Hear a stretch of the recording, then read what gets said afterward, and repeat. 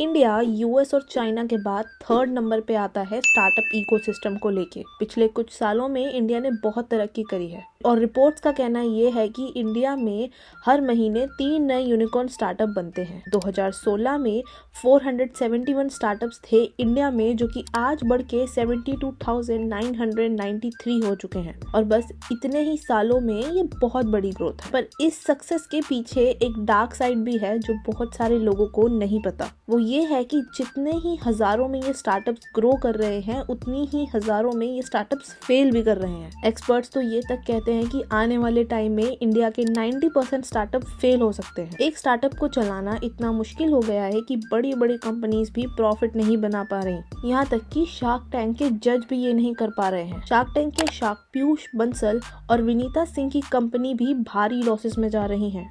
77% of top Indian starters are failing now a days.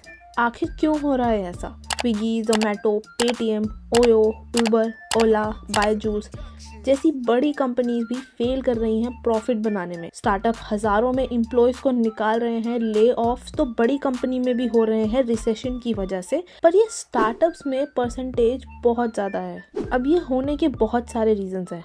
पहला reason ये है कि रिसेशन चल रहा है और मार्केट डाउन जा रही है, जिसकी वजह से कंपनीज प्रॉफिट नहीं बना पा रही। प्रॉफिट बनाने तो दूर की बात है, कंपनी लॉस में जाती जा रही है। ऐसे में कोई भी कंपनी अपने सर्वाइवल को सिक्योर करने के लिए कॉस्ट कटिंग करेगी, जिसमें सबसे पहला टारगेट होता है एम्प्लॉयज की सैलरी कंपनी को कई बार बहुत भारी पड़ती है, तो ऐसे में जितने भी एक्स्ट्रा एम्प्लॉयज होते हैं उनको निकाल दिया जाता है। सिर्फ नेसेसरी स्टाफ के साथ ही बिजनेस को आगे बढ़ाने की कोशिश की जाती है। रिसेंटली ओला ने अपने 2100 एम्प्लॉयज, ग्रोफर्स ने 1600 एम्प्लॉयज, एडटेक ने 1150 एम्प्लॉयज और बहुत सी कंपनीज ने भी और एम्प्लॉयज निकाले हैं। 2022 के एंड तक 52 इंडियन स्टार्टअप्स ने इन टोटल 17,989 एम्प्लॉयज को निकाल दिया।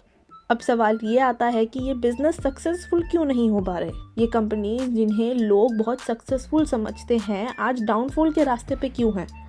सबसे बड़ा रीज़न ये है कि जितनी भी ये स्टार्टअप्स हैं, ये कैश बर्न मॉडल पे काम करते हैं। मतलब ये स्टार्टअप अपना आइडिया इन्वेस्टर के पास लेके जाते हैं और इन्वेस्टर से बहुत सारी इन्वेस्टमेंट लेते हैं और उस इन्वेस्टमेंट से ये लोग फोकस करते हैं एक्सपेंड करने में और कस्टमर को एक्वायर करने में। ये कैश बर्न करते हैं कस्टमर को भारी डिस्काउंट्स देकर। आपको नहीं लगता कि स्विगी और जोमेटो बहुत ही अच्छे डिस्काउंट्स प्रोवाइड करते हैं?